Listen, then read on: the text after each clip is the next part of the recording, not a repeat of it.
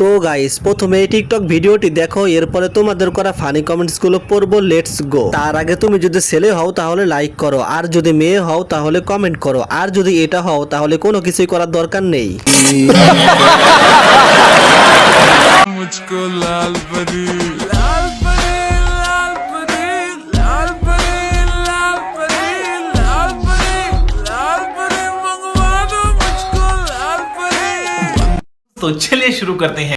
আমাদের কাছে চলে আসো রে ভাই, তোমাদের কাছে তো আর ওইটা নাই। কি গো কি করো, বললে আমি আসতে পারি? আপু যদি লাগে আমার দাদা আছে।